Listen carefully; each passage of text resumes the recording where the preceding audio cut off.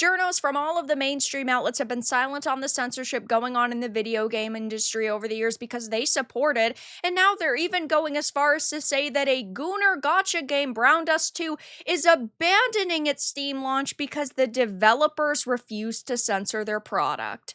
I have a few different things to show off, but before I get into the topic, if you enjoy the content I create, check out the links in the description, join the community in my live streams, and consider supporting through Patreon or YouTube memberships. Now, you do not hate these journalists enough, and this is another perfect example as to why nobody cares about them, nobody takes them seriously, and nobody respects them, because both The Gamer and Kotaku are saying, why didn't they just censor their game?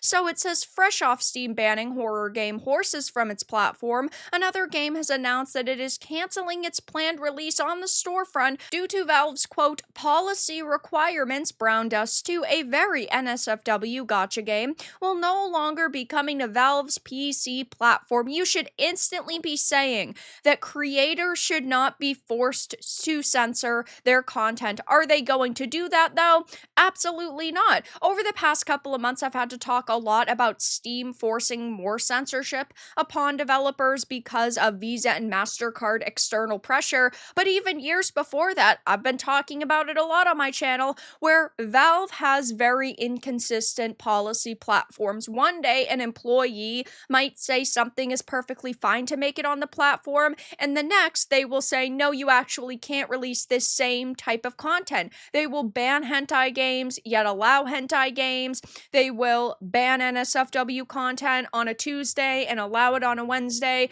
They are not consistent at all whatsoever, and it is terrible to see. As long as something is properly rated, and it's not straight up illegal content, it should be allowed on a platform. It should be allowed for sale, and now Valve is saying, no, this goes too far. In a statement on the game's official website, NeoWiz and Game FSN announced that after some internal debate, the companies have decided to not release the game on Steam. Yeah, because they would have to completely alter it, and that is not in their best interest, because even if they did censor it, that doesn't mean that they will even get it accepted to the platform. They could go through 15 different waves of alterations and censorship, and on the 15th, Valve could still be saying, no, you need to change even more. That means more time, more money, more effort, and yes, they are going to lose potential customers because there's people that don't want to support censorship. You can still play this. You just have to download it through things like their own launcher, and it's very easy to do. But at the same time, it does mean that there's less reach. That means that there are going to be less people who are willing to play it now, and that does suck. It says the post itself is vague on details, and we've reached out for comment on the specifics of the issue, but the makers have decided that whatever the game included that Steam found objectionable cannot be reasonably resolved, and I think that it really just boils down to character designs and costumes, because that usually is what happens, especially with more anime-themed games. Titles with very big asseted, beautiful women are very upsetting to Valve and the social justice warriors that are moderators for this platform. And the fact that you're sitting here and you're labeling this article, they are abandoning the Steam launch after refusing to make changes, is such a disgusting thing for the media to do. They're not refusing to make changes because, oh my gosh, they hate their customers, and they're not abandoning the Steam launch because they hate their customers. They're dropping the Steam launch because it would cost them so much more money and development time, and they're refusing to make changes because they actually want to stand by their product, because creative freedom should not be dying, and Kotaku, of course, is not going to mention that because they support censorship, they like censorship, and ultimately they don't like games like BrownDust2. I mean, even The Gamer is doing this. Lewd gotcha game BrownDust2 will no longer release on Steam. They could say because Valve is forcing them to censor the game, they could blame it on Valve, but are they going to? Not really. They do say that Steam's guidelines claim another victim, but that's really as far as their willing to put the blame on Steam. That's about as intense as they're going against Steam, which is still not even near as intense enough. I suppose I will give the gamer a little bit of credit because they say that the Japanese youth romance game Lover Kiss Endless Memories was delisted under similar circumstances in October, and Dragami Games declined to specify why the game had been delisted, and like Neo is committed to releasing the game on an alternate platform. And a similar controversy surrounding the indie horror game Horses has been occurring over the last couple of weeks. Onlookers have speculated that Horses was delisted because of a scene that involved a child being in the proximity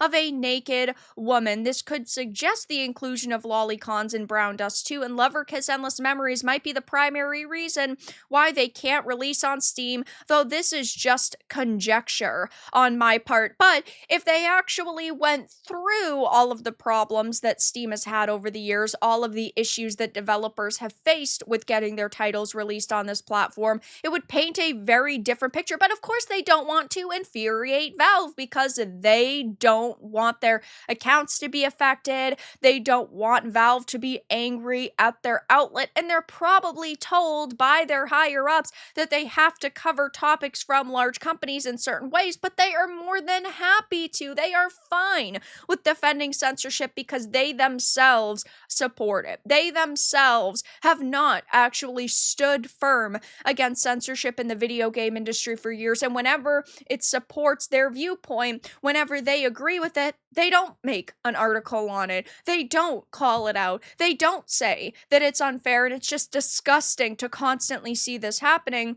because developers can be pressured into backing down if they are small enough. We don't see censorship happening with the AAA developers and companies in the industry because they actually have money and they could pull their business away from Valve, and so Valve is too afraid to actually apply their rules evenly, but they know that they can bully indies and AA's and get away with basically anything they want, because if the media isn't even going to cover it, well, the developers definitely don't have enough money to fight it, and it's just so sad to see. And luckily, Kotaku is getting called out on this. Valve is getting called out on this. Saved You a Click posted this a few days ago. The Gunnar Gotcha game has a name, Kotaku. It's BrownDust2. We don't know the details, but a statement on the game's website said that they did not want to make changes for Steam's policy requirements to preserve the game's core direction and overall quality. And we did hear that there are some people that believe it is like wishlist manipulation because there were incentives to wishlist the game, like community-wide ones, but at the same time, that has happened with games before and Valve didn't crack down, and also the publisher has said that this is not the case, and to be honest, I would believe a publisher over Valve any day of the week, so unless Valve does come out and clarify, I don't really believe that reason that some people are pushing online. It could be the case, only time will tell, but we have seen a lot of censorship over the years with Valve, and, well, not a lot of instances of, wishlist manipulation is why games are suddenly getting straight up banned. I actually reached the point where I forgot Kotaku exists. No ad or punching bag replies or reciprocal articles for months and months. This was almost surreal to see. If that's the reason as to why it was removed, then based devs, Kotaku gonna Kotaku. Looking to Kotaku for proper news is like going to your grandmother for specs on the latest iPhone. Reminder that this game almost died and then was saved by fan service, and yeah, they listened to their audience got what they want, and now the community is very large for this game. Yeah, but Kotaku is a failure that has to farm engagement and make you wonder what the game is called by making you click the link to read about it. I thought Kotaku went bankrupt and had gone offline, and we are just not that lucky. So I'll definitely be following this situation more closely as time goes on. I'm curious to see if Valve makes a statement, if the devs make another statement. Either way, though, this game has had its release canceled on Steam, and it was only a few days before release because that's just the way that Valve seems to operate now. But that's all that I really had to discuss in this video. Let everyone know your thoughts in the comments below. If you found this important and informative, make sure to give it a like, share it, and subscribe to the channel. And if you didn't, give it a dislike. I appreciate your support either way, but I'll talk to you all again in the next video really soon.